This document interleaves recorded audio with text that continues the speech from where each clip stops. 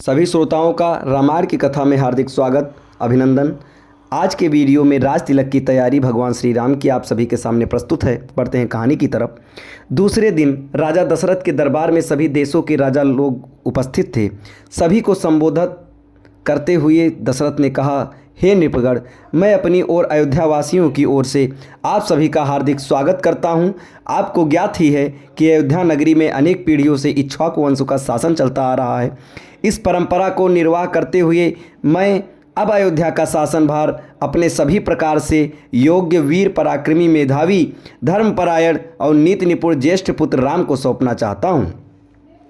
अपने शासनकाल में मैंने अपनी प्रजा को हर प्रकार से सुखी और संपन्न बनाने का प्रयास किया है। अब मैं वृद्ध हो गया हूं और इसी कारण से मैं प्रजा के कल्याण के लिए अधिक सक्रिय रूप से कार्य करने में स्वयं को असमर्थ पा रहा हूं। मुझे विश्वास है कि राम अपने कौशल और बुद्धिमत्ता से प्रजा को मुझसे भी अधिक सुखी रख सकेगा।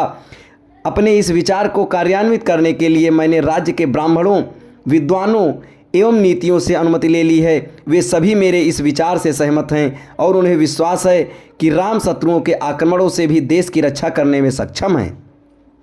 राम में राजत्व के सभी गुण विद्यमान हैं। उनकी दृष्टि में राम अयोध्या का ही नहीं वरन तीनों लोकों का राजा होने की भी योग्यता रखता है। इस राज्य के लिए आप लोगों की सम्मति भी अत्यंत महत्वपूर्ण है, अतः आप लोग इस विषय में अपनी सम्मति प्रदान करें। महाराज दशरथ के इस प्रकार कहने पर वहां पर उपस्थित सभी राजाओं ने प्रसन्नतापूर्वक राम के राज तिलक के लिए अपनी सम्मति दे दी।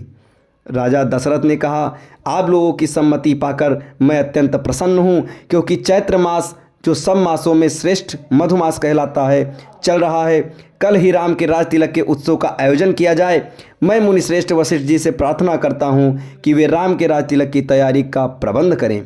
राजा दशरथ की प्रार्थना को स्वीकार करके राजगुरु वशिष्ठ जी ने संबंधित अधिकारियों को आज्ञा दी कि वे यथाशीघ्र स्वर्ण, रजत, उज्ज्वल माणिक्य, सुगंधित औषधियों, श्वेत सुगंधित युक्त मालाओं, लाजा, घृत, मधु, उत्तम वस्त्र आदि एकत्रित करने का प्रबंध करें।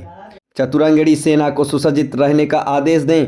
स्वर्ण हौदों से सजे हुए हाथियों, श्वेत चंवरों, सूर्य का प्रतीक अंकित ध्वजाओं और परंपरा से चले आने वाले श्वेत निर्मल छत्र, स्वर्ण निर्मित 100 घोड़े, स्वर्ण मंडित सींगों वाले सांड, सिंह का अछुंड त्वचा आदि का शीघ्र प्रबंध करें। सुसज्जित वेदी का निर्माण करें। इस प्रकार अन्य और जितने भी आवश्यक निर्देश थे उन्होंने संबंधित अधिकारियों को दे दिए। इसके पश्चात राजा दशरथ ने प्रधानमंत्री सुमंत से राम को शीघ्र लिवा लाने के लिए कहा। महाराज की आज्ञा के अनुसार सुमंत रामचंद्र जी को रथ में अपने साथ बिठाकर लिवा लाए। अत्यंत श्रद्धा के साथ राम ने पिता को प्रणाम किया और उपस्थित जनों का यथोचित अभिवादन किया। राजा दशरथ ने राम को अपने निकट बिठाया और मुस्कुराते हुए कहा, हे राम, तुम्हारे गुणों से समस्त प्रजाजन प्रसन्न है, इसलिए मैंने निश्चय किया है कि मैं कल तुम्हारा राज तिलक कर दूंगा। इस विषय में मैंने ब्राह्मणों, मंत्रियों, विद्वानों एवं समस्त राजा महाराजाओं की भी सम्मति प्राप्त कर लिया है। इस अवसर पर मैं तुम्हें अपने अनुभव से प्राप्त कुछ सीख देना चाहता हूँ।